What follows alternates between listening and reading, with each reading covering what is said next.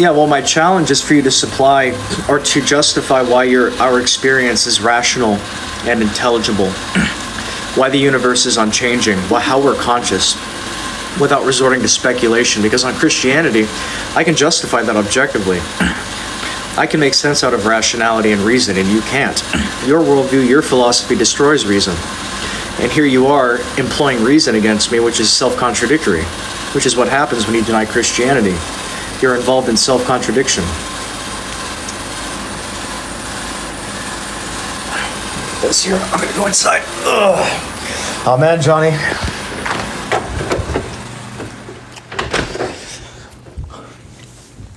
Christianity alone justifies the rationality of the experience we live in. No other worldview can account for the rationality and reason you all possess.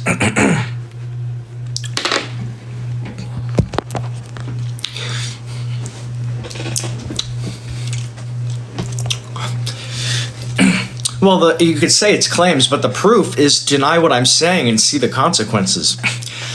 You can't make sense or object to anything because you can't make sense out of rationality, laws of logic, and so forth.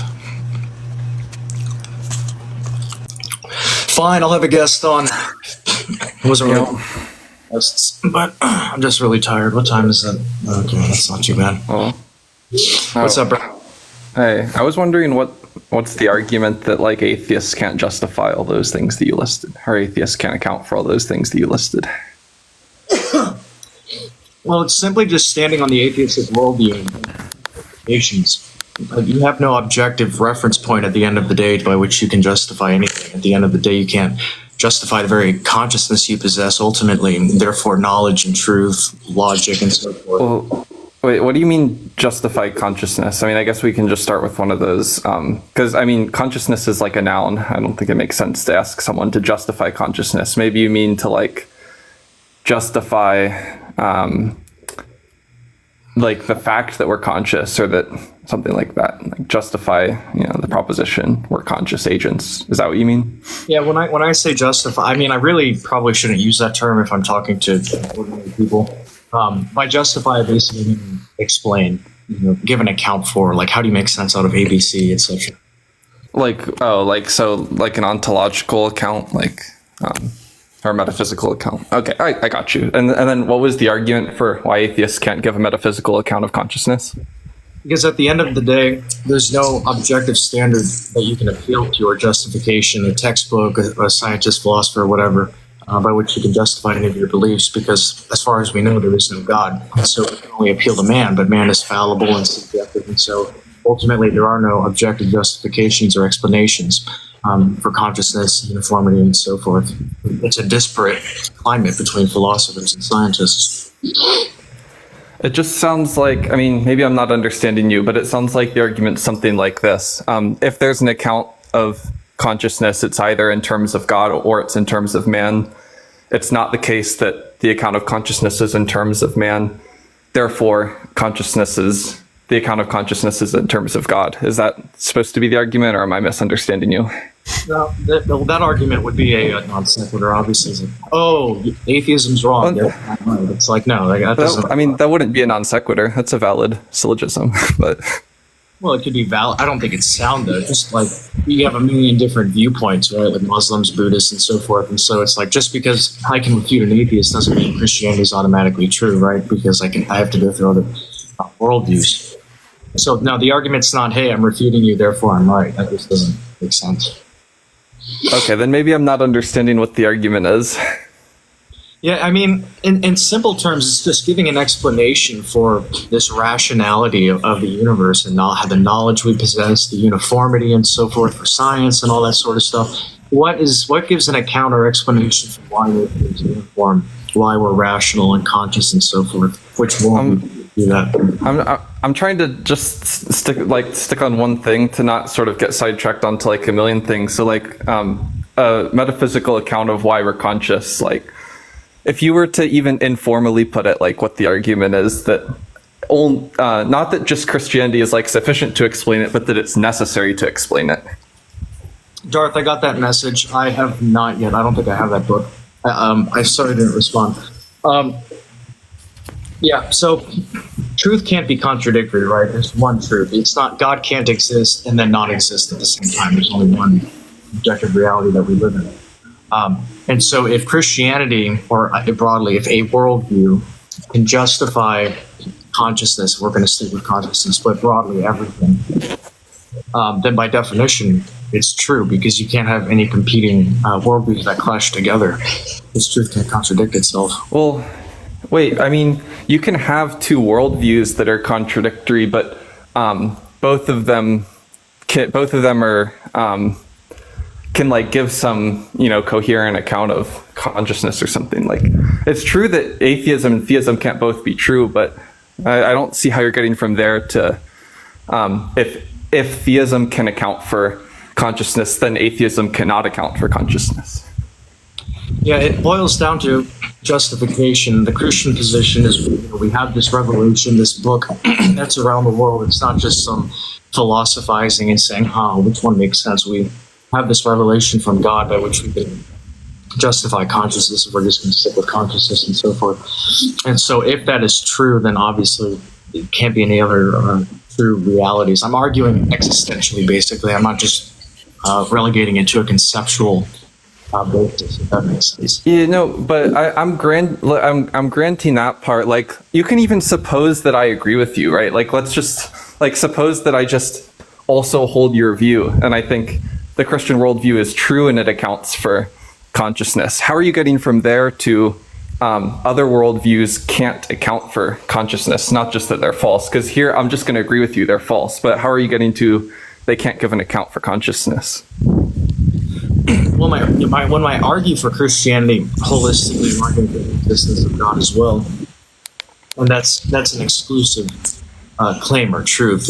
Either Christianity is true or it isn't. It can't conflict with anything. And so, when you talk about, well, maybe another world you can do it, what you're assuming is that we're arguing from conceptual schemes only, just in the head. We're not arguing for reality. I'm arguing that Amdir is an image bearer of God. The trees outside are made from God. Like, we're in contact with reality. And so I'm arguing, metaphysically speaking, that this reality we live in is made by God because Christianity is true. And so unless you're willing to endorse contradictions, which I know you don't, you can't also say, oh, well, Islam is also true and Allah created everything. It's like, no, it's one or the other. And so if I have the answer, then by definition, if truth can't run contrary to itself, and it's the only answer, it's exclusive, if that makes sense. I'm trying to keep but look, I'm not saying that it can both be true simultaneously, that Christianity, in fact, explains consciousness, and like Islam or atheism, in fact, explains consciousness. I'm not saying both of those. I'm not saying that Islam is true and explains consciousness and Christianity is true and explains consciousness. Obviously, that would be contradictory. But to say that, look, it can be explained, like there can be an account given under atheism, it's not clear why just the fact that Christianity gives an account rules out that there's like a coherent account of it under atheism either. And it's not contradictory to say that. What do you mean in there? Could you rephrase that? I didn't quite get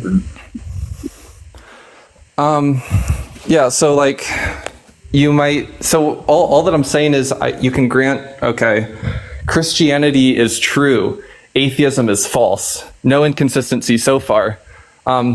There's like a non-contradictory account there's like a non-contradictory explanation of consciousness that the Christian can give. There's a non-contradictory explanation of consciousness the atheist can give. Christianity is true, atheism is false. I can say all those things and I haven't contradicted myself there. Okay, but you're saying one of those things is false. Namely that atheists can give a coherent or non-contradictory explanation of consciousness. And I'm wondering how you get from the first three things I said to that last thing. Well, if I'm following you correctly, forgive me, it's new for me, but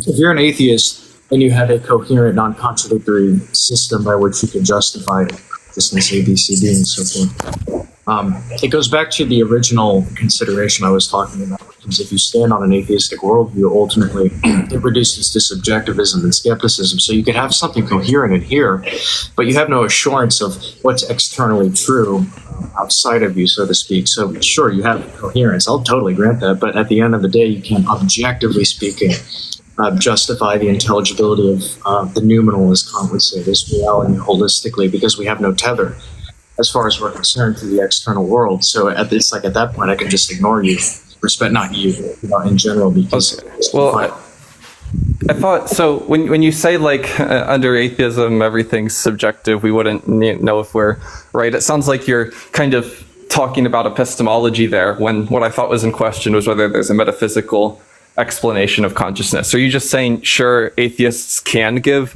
a metaphysical account of consciousness, but like they're not going to have an epistemic reason for thinking so? Is that what you're saying, or no?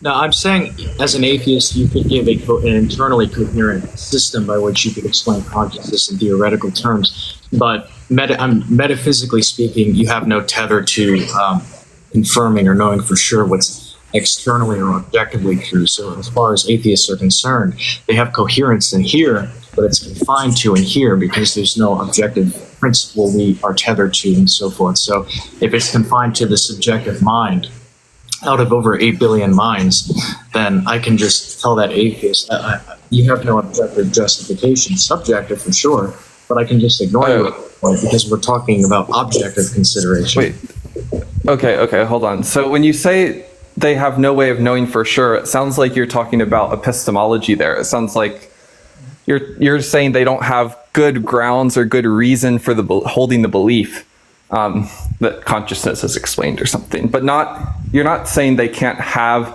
a coherent metaphysical explanation. You're just saying they can't have an epistemic reason for believing in that metaphysical explanation. Yeah, because epistemology and metaphysics are intertwined. You can't divorce the two.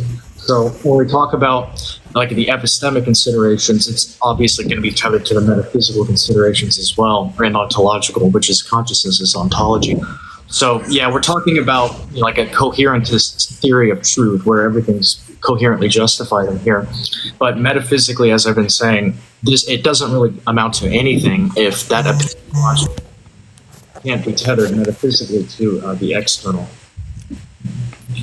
So are we saying they just so I'm clear, and then we can move on to the epistemic point, are you saying they can have a metaphysical explanation, they just can't have an epistemic reason to be justified in believing in it? I mean, simply speaking, you can come up with, if I say theory, right, and there's this theory and it's not contradictory in and of itself, maybe it's completely consistent with itself, it's relegated only to the status of a theory if we're going to talk epistemologically. But that theory cannot be objectively proven given the worldview. But yeah, they can have a theory that's coherent epistemically speaking. Yeah. So you might say something like an identity theorist, their view is non-contradictory, and it's a metaphysical account of the mind, but they don't have an epistemic reason for believing in identity theory, for an example. Yeah, they have no reason to go beyond the theory of identity to the objective world as if identity theory is the correct theory of truth. They can have it internally for sure and agree with one another, but that theory can't get far enough to the external world and verifying that theory is actually true, even though it's not. Okay. So really, it sounds like the issue here is like one of epistemology. Yeah, we're talking about worldviews, so that's going to be epistemology, but we're tethering it to metaphysics as well because those are the considerations epistemically that we're talking about. But yeah, we're really focusing on epistemology and reducing non-Christian worldviews to absurdity and showing that the Christian worldview can. Gotcha. And then why can't an atheist know something like identity theory is true? Because they have no tether. They can't really know for certain if this objective world is really the way that it is or if it's all illusory. We have different views throughout the history of philosophy about direct realism, indirect realism, and so forth, and for solipsism. Wow, thank you for those. I appreciate it. But so they can't refute solipsism or any argument that precludes them from knowing what's external to them. So they have identity theory subjectively, but they can't prove it objectively outside of them. It's really inside of them. Wait, okay. So the idea is that it sounds like you're just saying something like if atheists can't like give a response to skeptical challenges, then atheists can't know if any of their beliefs are true, including, metaphysical beliefs about identity theory or consciousness, whatever. Atheists can't solve skeptical challenges or give a response to skeptical challenges. Therefore, atheists can't know if any of their beliefs are true. Is that about right? You about nailed it. Okay, and then I'm just wondering why you think that the atheists can't give a response to skeptical challenges. Because on an atheistic worldview, there is no God, well, as far as we know. And so, if there is no objective God or entity, if you want to do it broadly speaking, then there are only the subjective entities of man. But subjectivity, of course, doesn't really amount to anything meaningful if we're trying to get to the objective truth. So man is confined to their subjective experiences. And so, well, I have justification for this, but someone else says, no, I have justification for this.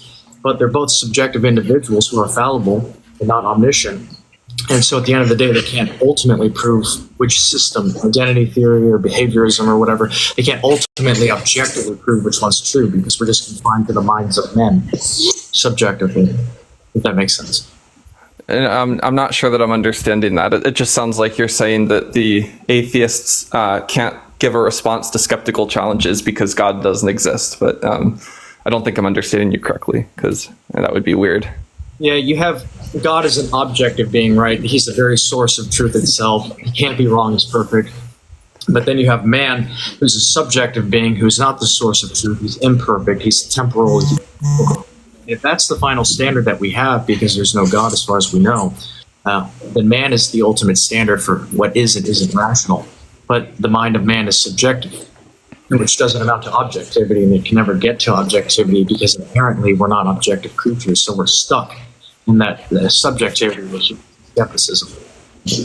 Are you just saying, by objective, are you just saying like God can't be wrong about things that he believes and men can be wrong about things they believe? Is that all you're getting at here?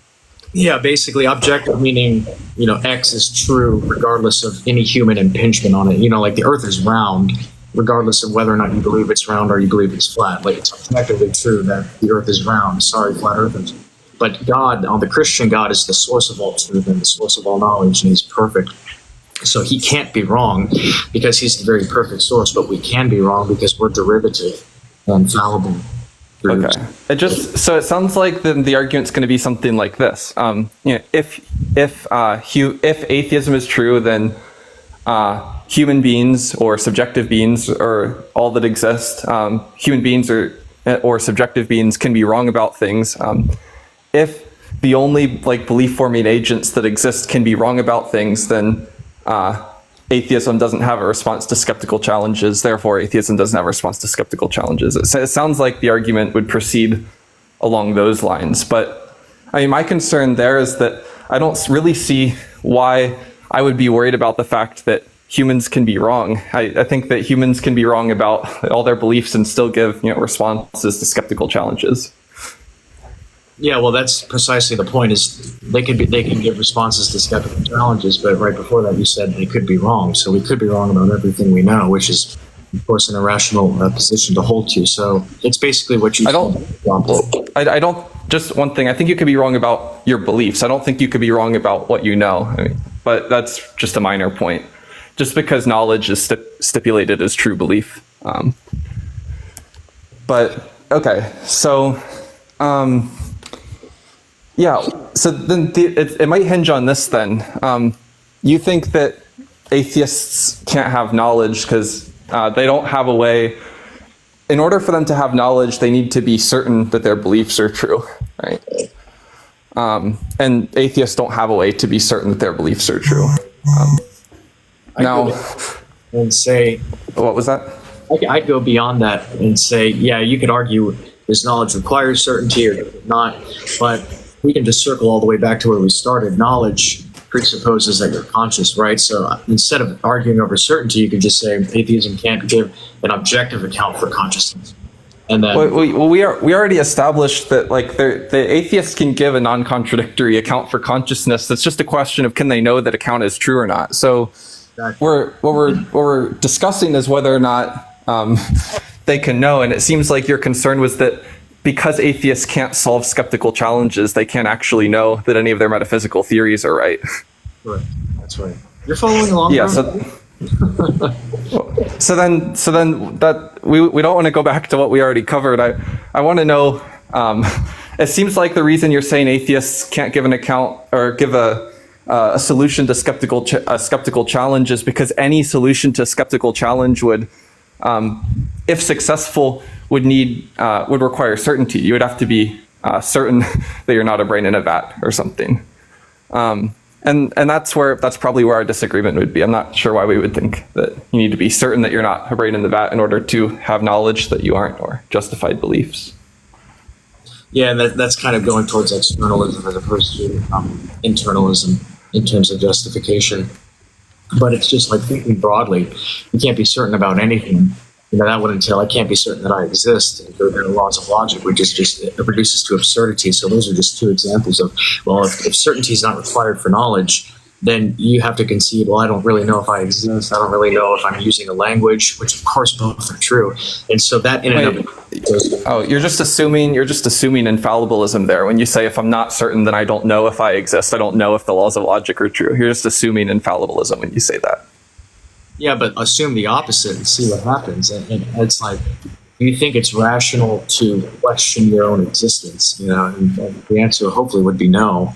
But if you're a fallibilist, yes. So let's assume the opposite for a second. Let's say, okay, I'm a fallibilist. My credence in the proposition I exist isn't 1, it's 0.99. And I say, that's fine, that's enough for me to know. Knowledge doesn't require my certainty to be 1. 0.99 is enough for it to be knowledge. Now, what absurdity is supposed to follow from that? Well, there are two answers I would give, but I guess the direct one would be, would you not think that that's absurd to not be 100% certain that Amdir exists as a person who's alive right now? Do you think 99.9% is still irrational? I don't think that that's crazy or absurd to be 0.99% certain that you exist. Bro. Come on, man. Man, you're killing me. I don't think most people would find that to be absurd either. Yeah, and I see. I mean, I'm sure many atheists lean towards fallibilism, and rightfully so, because that's the consistent viewpoint. But you see, when you I think most epistemologists have that view also, by the way. Yeah, and when you step, and I'm sure, from a Christian perspective, many of us don't believe you need certainty to have knowledge as well, but that's kind of beside the point. But if you step back, and we go back to the problem of subjectivism, and one person's a fallibilist, one person's an infallibilist, you can't rectify which one's more rational. And so, again, we're stuck with these tensions that, well, it's rational to me. But the other guy says, no, you're irrational. My viewpoint's rational to me. Then you multiply that by, what are we at, like 4 or 5 billion atheists out there, or whatever the number is. And you just have all of these different opinions from different minds, and they all have their own subjective standards of what is rational. Amdir has his standard of 99.9 is rational, but his atheist neighbor next door could say, no, that's irrational, 100% is rational. And it's like, okay, well, what do you do at that point? And that's my point, is atheism. Well, that just sounds like a semantic dispute. I mean, on what I mean by rational, the 99 is. They might just use the terms a different way, but that dispute between me and my neighbor doesn't sound substantive. I'm sure there's other substantive disputes to have here. But I thought the point was that, the reason that one doesn't sound substantive is because it sounds like all you said is that he uses the term rational or justification to refer to credences, even higher, like credences of only 1 or something. But then we're not disagreeing about, what my beliefs are, what my credences are, or anything that's like a fact of the matter. All we're disagreeing about is what sorts of things we call knowledge. Yeah, but see, that's the point. It all boils down to opinion. It never gets to fact. It's just opinion over opinion. Well, there is a fact, and but the fact is like the fact, there's going to be a fact about whether or not certain beliefs count as knowledge given what I mean, but there's not, a fact about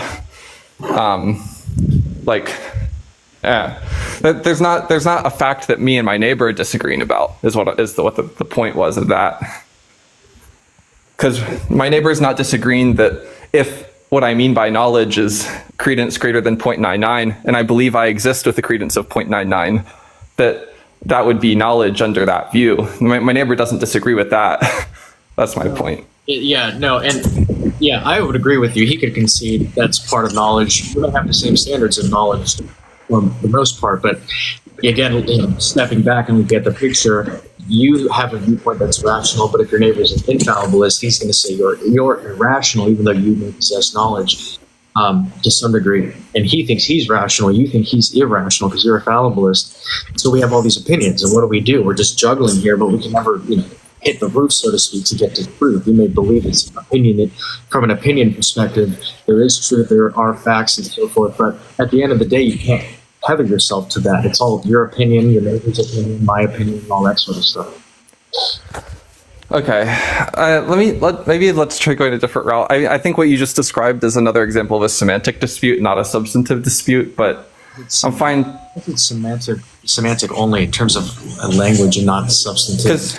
Logically speaking. Yeah, because it sounds like it's just that the way that my neighbor uses this justification talk is in an infallibilist way, and the way I use the justification talk is in a fallibilist way. Then we're not actually disagreeing about any fact of the matter when I say he's irrational and he says he's rational. We're just using different labels to talk about the same thing. That's what I mean by that example isn't a substantive dispute. It's just a semantic dispute.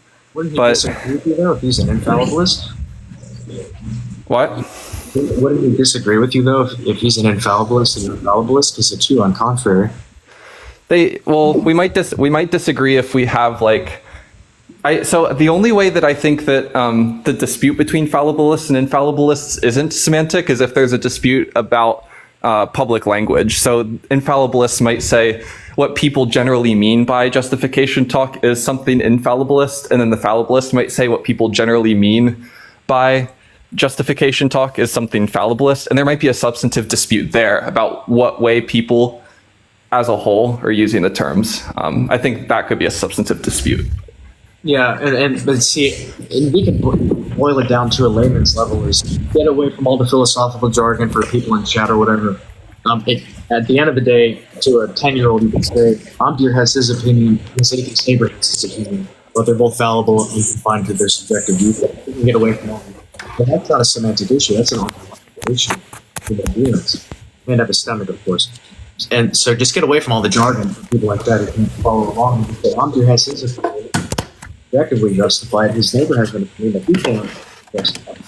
So we're just stuck here juggling positions. Your neighbor may become a fallibilist, you may become a fallibilist, but you have all these other atheists, and they're all different viewpoints. And atheists can't agree with each other at the end of the day. So it's all about opinions if we just want to make it simple. Well, I don't know if if what you're describing is just people using the terms different ways, that the theists can do that. You and your Christian brother can use language in a fallibilist or infallibilist way to describe justification. That's No, I'm not talking about language really at all. I'm really just talking about philosophical systems or theories that people subscribe to. And it's which one, broadly speaking, has more credence, and you can't justify it objectively, and it's all opinionated at the end of the day. So I'm not really talking about semantics. I'm talking about viewpoints, cognitive viewpoints between atheists, and how you can't get to objectivity.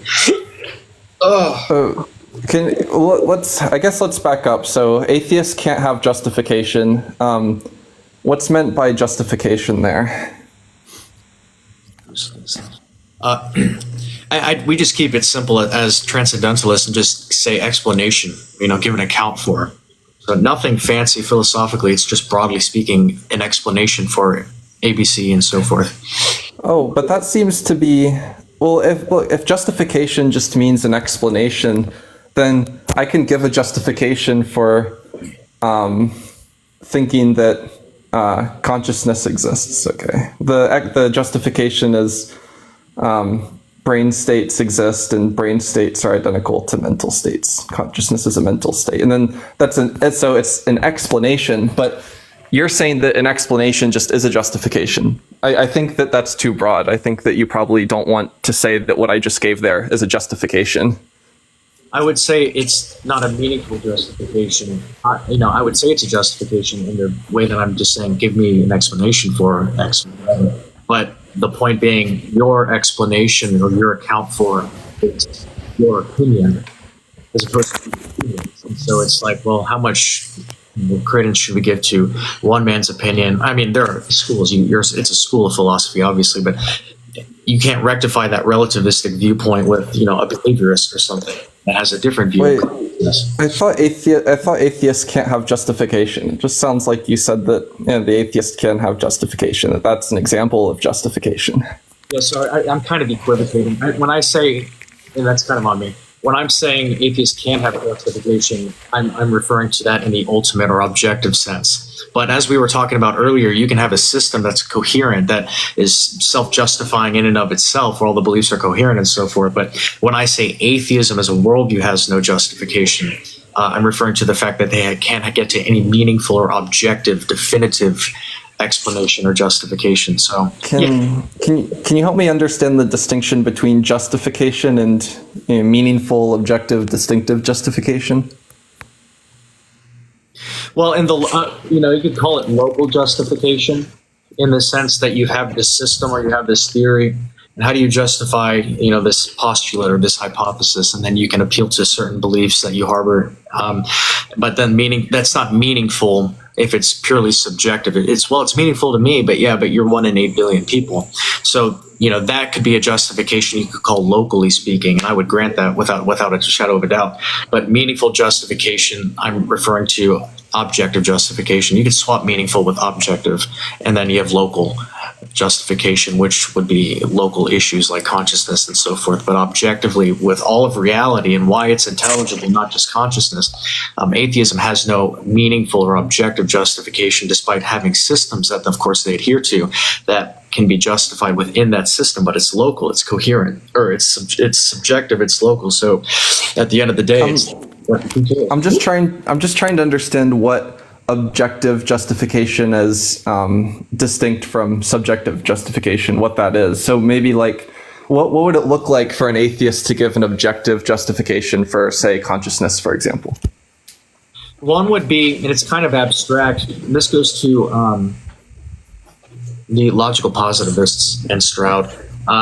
You could say there's some verification principle that exists. It's some objective universal principle that they could appeal to.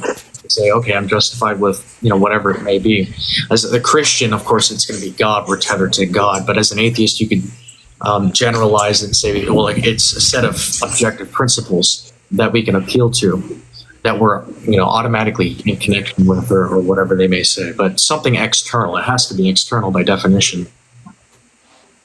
Well, the logical positivist thesis was about meaning, I think, but that's fine. It wasn't really about justification. But they had verification. The verification principle had to do with what made synthetic propositions meaningful. That it had to do with their ability to be empirically verified.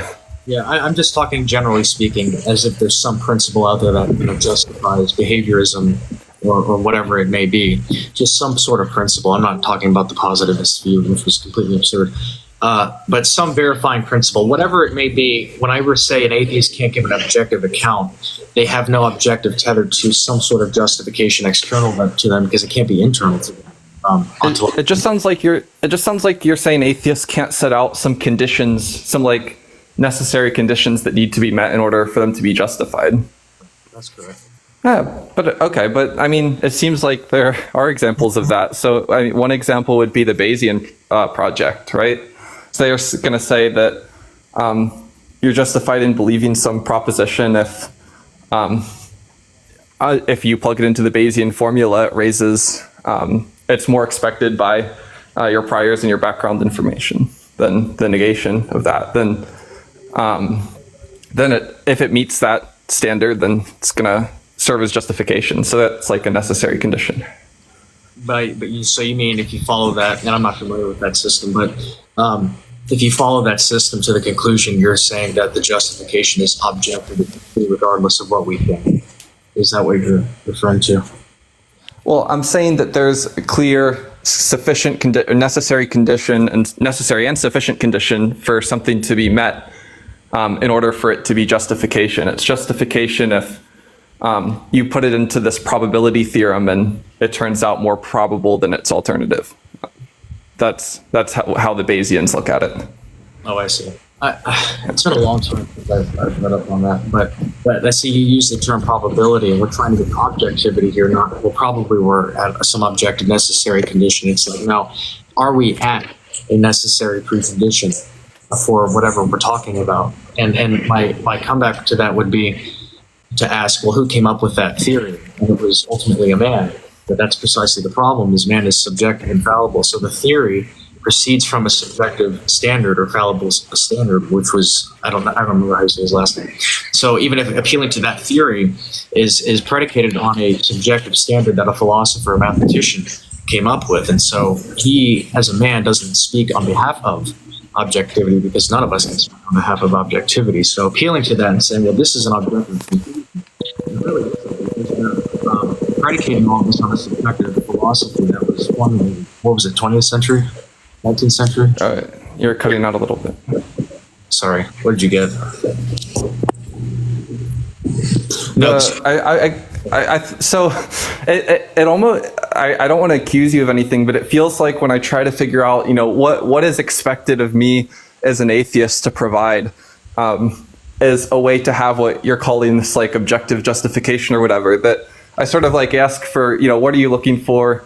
You clarify, I'm looking for some standard that we can run anything through, and if it meets this criteria, it will be justification. If it doesn't, then it doesn't. I ask you, is that what you mean? You say yes.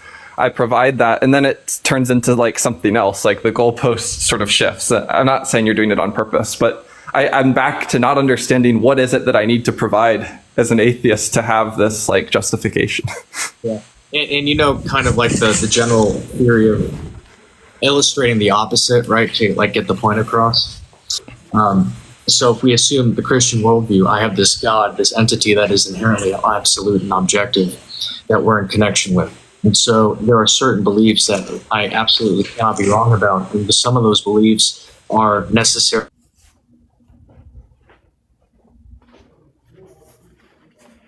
No volume's coming through for me. I don't know if it is for the audience or not, but I can't hear like anything that you're saying right now. Does anyone in the audience hear either of us right now? Hello? I can't hear you.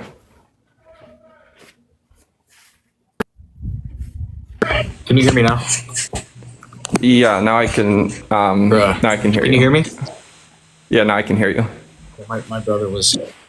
I gotta go pretty soon, but no. So basically, another way of putting it is an objective justification that we can know. What did I say? That cannot be wrong, basically. And how do we know it can't be wrong?